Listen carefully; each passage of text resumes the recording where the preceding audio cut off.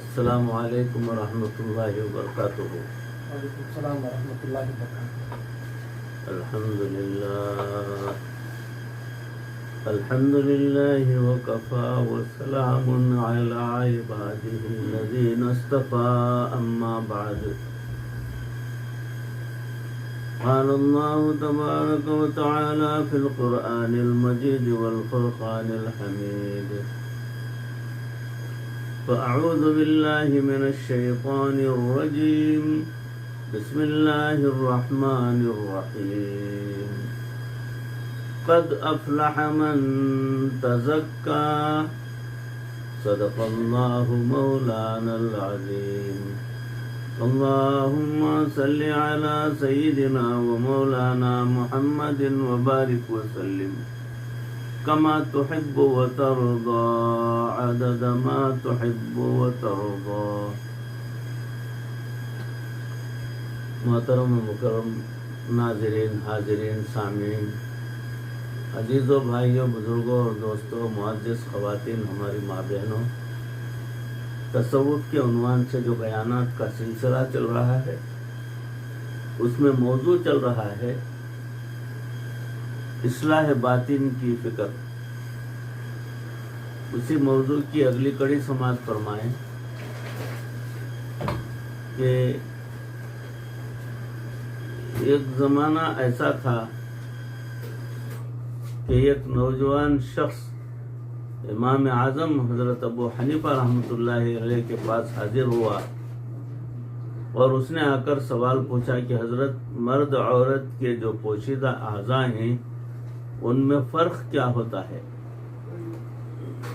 اب بتائیے کہ وہ جوانی کی عمر کو پہنچ گیا اور اس عمر میں پہنچنے تک اس کو یہ بھی پتہ نہ چلا کہ مرد عورت کے جسم میں فرق کیا ہوتا ہے۔ کتنا پاکیزہ دور تھا ہوگا وہ۔ اب تو 5 سال اور 7 سال کے بچے سے جو چاہے پوچھ لیجئے۔ پہلے وقتوں میں انسان کے من کو صاف کرنے کا معاملہ کچھ اور تھا، اب اس کے اندر تبدیلی آتی چلی جا رہی ہے۔ اس لیے شریعت نے یہ ذمہ داری مشائخ کے کندھوں پر ڈال دی، سالکین کو اس طرح ایسی محنت پر کھڑا کرنا ہے کہ وہ اپنے من کو صاف کریں۔ اب دیکھیے، ایک آدمی اگر بیٹھا ہوا علم الصرف کی گردان یاد کر رہا ہو، اب دوسرا بندہ کہے کہ جناب خلاف سنت عمل کر رہے ہو، تو آپ کو کیا کہیں گے؟ کہیں گے کہ بھائی اپنی عقل کا ٹیسٹ کراؤ۔ یہ بچہ جو اس وقت یہ پڑھ رہا ہے، یہ حقیقت میں ایک فن، ایک علم جاننا چاہتا ہے، جس سے اس کو اس زبان پر عبور ہوگا، اور اس زبان پر عبور حاصل کر کے قرآن و حدیث کو آسانی سے سمجھ پائے گا۔ یہ ضرورت ہے ہماری۔ تو آج اس علم کی تفصیل سامنے کھل گئی ہے، یہ ایک مستقل مضمون بن گیا ہے۔ صحابہ کرام رضی اللہ عنہم اجمعین کے زمانے میں یہ مضمون کتنا تھا۔ حضرت سیدنا علی رضی اللہ تعالیٰ عنہ نے فرمایا کہ فاعل مرفوع ہوتا ہے اور جو مفعول ہے وہ منصوب ہوتا ہے، اور جو مضاعف الیہ مجرور ہوتا ہے۔ بات ختم۔ اتنے سے فقرے میں علم النحو کو سمجھا دیا، اور آج کے دور میں ماشاء اللہ علم النحو پر ایک مستقل کتاب ہے، ہدایت النحو پڑھ رہے ہیں۔ طلبہ کی جان جاتی ہے ہدایت النحو کا سن کے۔ کیوں؟ اس لیے تفصیل سامنے آ گئی، تو یہ چیزیں وقت کے ساتھ ساتھ ضرورت کے طور پر اپنائی جاتی ہیں۔ مقصود شریعت نے متعین کر دیا ہوتا ہے۔ مثلا علم کا حاصل کرنا متعین ہے، علم کی فضیلت متعین ہے، دشمن سے دفاع کے لیے تیار رہنا بھی متعین ہے۔ سبب کیا ہے؟ اس کا وسیلہ یہ بنے گا وہ وقت کے جو مجاہد ہوں گے، جو فوج ہوگی، لوگ خود متعین کریں گے، وقت کے علماء اس کو متعین کریں گے، مشائخ اس کا متعین وہ کریں گے۔ عام جو ذکر و سلوک کے احباب کرتے ہیں اس میں بہت ساری چیزیں ایسی ہیں کہ ان کو علاج کے طور پر اپنایا جاتا ہے۔ اب ایک بندے کو کہیں کہ آپ ذرا مراقبہ کر لیجئے، تو جب کہتے ہیں کہ مراقبہ کر لیجئے تو ساتھ یہ بھی کہتے ہیں آنکھوں کو بند کر لیجئے۔ کوئی فرض نہیں، سر کو جھکا لیں، کوئی ضروری نہیں۔ کیا اللہ والے کھلی آنکھوں کے ساتھ ذکر نہیں کرتے؟ یہ اصول کی خاطر اس کو کہتے ہیں کہ چونکہ نیا بندہ ہے، آنکھیں کھلی رکھے گا تو مراقبے کی بجائے کچھ اور تماشے بیٹھا دیکھتا رہے گا۔ تب اس کو کہتے ہیں کہ آنکھیں بند کر لو، یکسوئی ہو جائے گی۔ اب یکسوئی حاصل کرنے کے لیے ایسا عمل نبی اکرم صلی اللہ علیہ وسلم سے بھی ثابت ہے۔ حدیث پاک میں آتا ہے جب نبی اکرم صلی اللہ علیہ وسلم پر وحی نازل ہوتی تھی، آپ صلی اللہ علیہ وسلم اپنی چادر مبارک اپنے سر مبارک پر ڈال لیا کرتے تھے۔ اب آج اگر ہم نے مراقبے کے لیے رومال سر پر ڈال لیا تو یہ کون سا خلاف شریعت ہے؟ خلاف شریعت چیز بن گئی؟ نہیں۔ کچھ طلبہ ایسے ہوتے ہیں، ان کو کہیں کہ مراقبہ کر لیں تو کہتے ہیں کہ یہ حدیث میں تو کہیں نہیں ملتا۔ اس بات کو سمجھنے کی ضرورت ہے۔ حدیث میں یہ تو ملتا ہے کہ من کو صاف کرنا ہے، اور یہ بھی ہے کہ ذکر انسان کے باطن کو دھو دیتا ہے۔ یہ سب چیزیں مل جائیں گی، لیکن کس بندے کے لیے کون سا طریقہ ذکر مناسب ہے، سری یا جہری، اللہ اللہ کا ذکر یا لا الہ الا اللہ کا ذکر، یہ تفصیلات اب مشائخ کے کندھوں پر ہیں۔ اب وہ جو ترتیب بنا دیں گے وہ کرنی ہوگی۔ بعض مشائخ موت کا مراقبہ کرواتے ہیں۔ مراقبہ موت یعنی بیٹھ کر موت کے بارے میں سوچو۔ کہتے ہیں سوچو کہ آج میں اپنے اختیار سے آنکھیں بند کر رہا ہوں، ایک وقت آئے گا کہ یہ آنکھیں ہمیشہ کے لیے بند ہو جائیں گی۔ تو موت کو یاد کرنے کا حکم دیا تاکہ غفلت دور ہو جائے، توجہ الی اللہ نصیب ہو جائے، رجوع الی اللہ حاصل ہو جائے۔ کیا یہ خلاف سنت ہے؟ بالکل نہیں۔ نبی اکرم صلی اللہ علیہ وسلم دنیا میں تشریف لائے تو آپ صلی اللہ علیہ وسلم کی تشریف آوری کے 4 مقاصد قرآن مجید میں بیان کیے گئے ہیں۔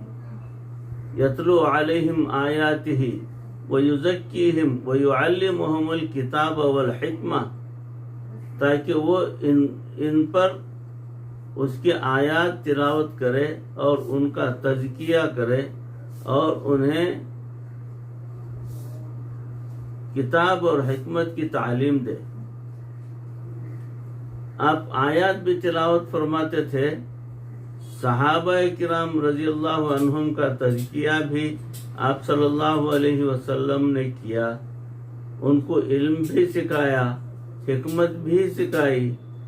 تو اللہ تعالی نے جو 4 مقاصد بتائے نبی اکرم صلی اللہ علیہ وسلم نے ان 4 پر کام کیا۔ معلوم ہوا کہ یہ دین کے شعبے ہیں۔ نبی اکرم صلی اللہ علیہ وسلم کامل تھے،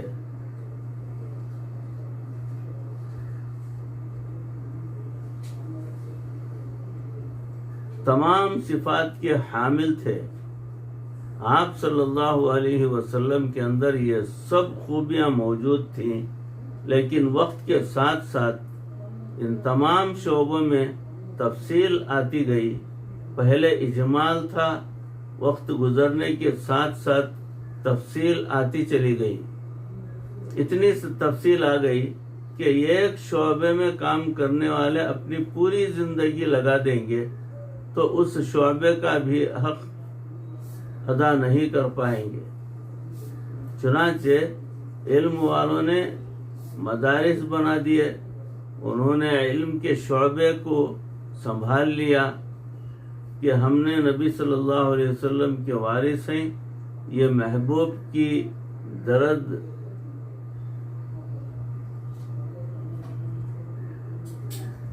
یہ محبوب کی وراثت ہے، ہم اس کو تقسیم کرنے میں زندگی کھپائیں گے۔ اب وہ سارا دن پڑھنے پڑھانے میں لگے ہوتے ہیں۔ مشائخ نے تزکیہ والے شعبے کو سنبھال لیا۔ اچھا، ہم ذکر بھی کریں گے، اللہ اللہ بھی کریں گے، باطنی بیماری دور کرنے کی محنت بھی کریں گے۔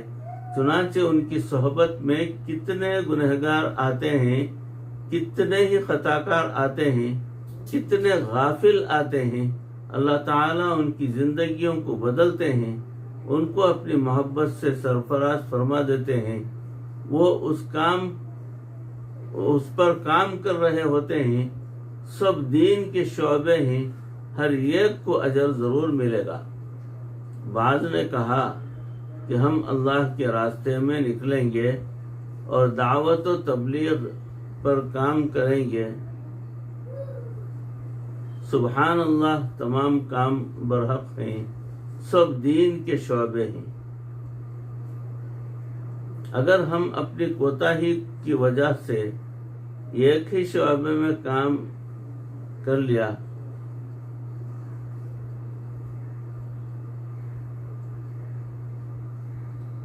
تو ایک ہی شعبے میں کام کر لیا یا کر سکتے ہیں تو کریں، لیکن ہمیں باقیوں کے ساتھ بھی محبت رکھنی ہوگی، کیونکہ وہ بھی دین کا کام ہے۔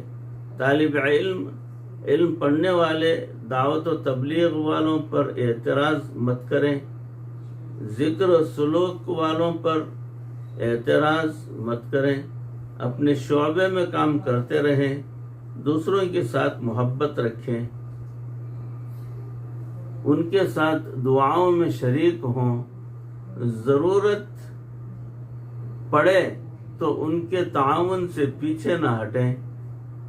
اسی طرح ذکر و سلوک کرنے والوں کو بھی چاہیے کہ وہ اللہ اللہ کرتے رہیں، مگر جو مدارس والے ہیں ان کی مخالفت نہ کریں، اس لیے کہ وہ بھی کام ہے، اپنے انداز سے وہ کر رہے ہیں۔ اور نبوی کام جو ہے، سرکار دو عالم صلی اللہ علیہ وسلم نے فرمایا، انما بعثت معلما، میں معلم بن کر مبعوث ہوا ہوں۔ اسی طرح ذکر و سلوک سیکھنے والے تبلیغ والوں پر اعتراض نہ کریں، اور تبلیغ کرنے والے ذکر و سلوک سیکھنے والوں پر اعتراض نہ کریں کہ نکلو اللہ کے راستے میں۔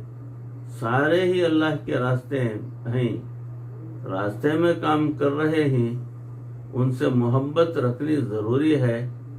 ایک ہی ہسپتال ہوتا ہے، اس میں بھی مختلف شعبہ جات ہوتے ہیں اور مختلف قسم کے کام بھی ہوتے ہیں۔ کوئی آنکھ کا ڈاکٹر ہوتا ہے، کوئی کان کا ڈاکٹر ہوتا ہے، کوئی دل کا ڈاکٹر بن جاتا ہے، لہذا سب مل کر مریض کی بیماری دور کرنے کا سبب بن جاتے ہیں۔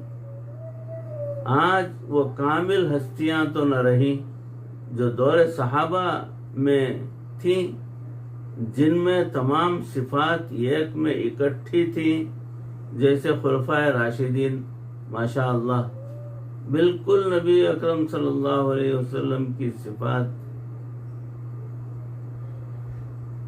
اور صفات کے آئینے میں جو کمالات نبی اکرم صلی اللہ علیہ وسلم کو حاصل تھے، ان کو بھی اللہ تعالی نے نیابت کی وجہ سے وہ کمالات عطا فرما دیے۔ ان میں چاروں خوبیاں درجہ کمال میں موجود تھیں، لیکن سرکار دو عالم صلی اللہ علیہ وسلم کے زمانے میں جو ہے جس طریقے کی محنت ہوا کرتی تھی، ہم کو اسی طریقے پر محنت کرنی چاہیے۔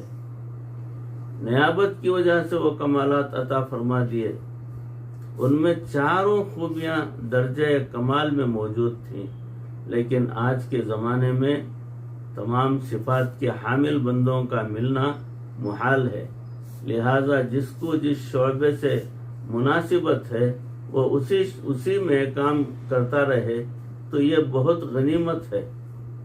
چنانچہ اپنے اپنے شعبے میں جو لوگ بھی دین کا کام کر رہے ہیں، سب کے ساتھ محبت ہونی چاہیے، سب کے لیے دعا ہونی چاہیے، اور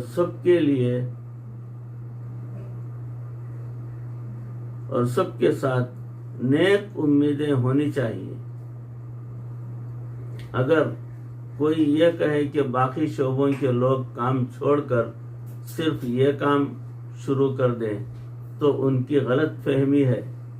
اس کا مطلب تو یہ ہوا کہ آنکھ کا ڈاکٹر کہے کہ اس ہسپتال کے سارے ڈاکٹر بس آنکھ کے ڈاکٹر بن جائیں، یا دل کا ڈاکٹر کہے کہ سب مل کر جو ہے دل کا علاج کریں، تو لہذا ہسپتال کے سارے ڈاکٹر دل کے اسپیشلسٹ بن جائیں تو یہ غلط ہوگا۔ اسپیشلسٹ جس میں ہیں اسی میں وہ کام کریں۔ اسے کہیں گے بھائی جیسے دل کا علاج ضروری ہے ویسے ہی ٹوٹی ہڈی کا جوڑنا بھی ضروری ہے، اسی طرح دین کے سب شعبوں میں کام کرنے والے کام کرتے رہیں گے۔ یہ ہر شعبے کی اپنی اہمیت ہے، علم کی اپنی اہمیت ہے، ذکر کی اپنی اہمیت ہے، دعوت تبلیغ کی اپنی اہمیت ہے، اقامت دین کے لیے کام کرنے کی اپنی اہمیت ہے۔ تو آج تفصیلات کھلتی چلی جا رہی ہیں، اس کی وجہ سے اب ذکر و سلوک ایک مستقل کام بن گیا ہے۔ پہلے زمانے میں لوگ جن اساتذہ سے علم ظاہر پاتے تھے، انہی اساتذہ سے اپنے من کو صاف کرنا سیکھ لیتے تھے۔ مثال کے طور پر حضرت مولانا رشید احمد گنگوہی رحمۃ اللہ علیہ کے کتنے شاگرد ہیں۔ حضرت انور شاہ کشمیری رحمۃ اللہ علیہ نے ان سے علم بھی پڑھا، حدیث مبارکہ بھی انہی سے پڑھیں، اور ساتھ ساتھ باطن کو بھی صاف کر لیا کریں۔ اس وقت استاد بھی کامل ہوتے تھے، ہر استاد صاحب نسبت ہوتا تھا۔ وہ شاگردوں کو صرف الفاظ ہی نہیں پڑھاتے تھے بلکہ شاگردوں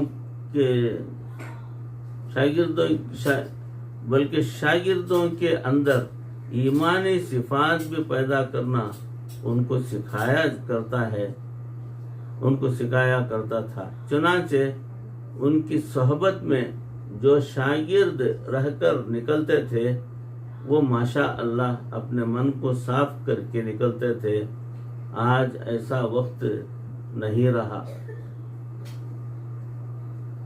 اس عاجز نے مدرسے کے ایک استاد سے کہا کہ آپ سبق تو پڑھاتے ہیں، ذرا بچوں کی تربیت پر بھی توجہ دیا کریں، ان کو سکھایا کریں، ان کو کہا کریں۔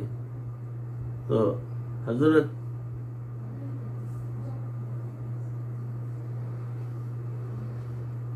تو انہوں نے آگے سے جواب دیا جناب ضرور بات یہ ہے کہ اگر ہم ان کو ایک بات کی نشاندہی کریں گے تو یہ ہماری زندگی کی 10 باتوں کی نشاندہی کر دیں گے. یہ کام آپ لوگوں کو سنبھالا ہوا ہے، آپ لوگوں نے سنبھالا ہوا ہے. جب آپ کہیں گے آپ کی بات یہ مان بھی لیں گے اور آپ کی ڈانٹ بھی سن لیں گے. چونکہ محبت اور عقیدت کا تعلق آپ سے ہے، اس لیے ہم تو ان کو سبق پڑھا دیتے ہیں جو مدرسے میں ذمہ ہے، اور باقی یہ جانیں اور ان کا کام جانیں. تو اس سے معلوم ہوا کہ ذکر ایک مستقل شعبہ ہے. اس شعبے میں بندے کو یہ سمجھایا جاتا ہے کہ اپنے من کو صاف کیسے کیا جائے، اچھے اخلاق کیسے کیے جائیں، ان بیماریوں کو کیسے دور کیا جائے جو اندرونی ہیں، عبادات کے اندر یکسوئی اور جمعیت کیسے حاصل کی جائے. یہ تمام باتیں جو ہے وہ اس کے اندر موجود ہوتی ہیں. اس کو کرنا اور سیکھنا ضروری ہے. اس کے لیے ہر ایک کو جو ہے اپنے استاد سے یا اپنے شیخ سے جو ہے اس معاملے میں تذکرہ کر کے ان سے جواب حاصل کریں اور اس کے اوپر عمل پیرائی کریں. عزیزوں، بھائیوں، بزرگوں، دوستوں، موضوع چل رہا ہے. اسی موضوع کی اگلی کڑی انشاءاللہ اگلی نشست میں آپ کے روبرو پیش کرنے کی کوشش کروں گا. اللہ رب العزت ان کہی سنی باتوں پر اس عاجز کو بھی آپ تمام کو بھی عمل کرنے کی توفیق عطا فرمائے. دین و دنیا کی تمام سعادتیں نصیب فرمائے. اللہ رب العزت مرتے دم تک کسی کا محتاج نہ بنائے. ایمان پر اور کلمہ والی موت پر ہمارا خاتمہ فرمائے. ربنا تقبل منا انک انت السمیع العلیم وتب علینا انک انت التواب الرحیم.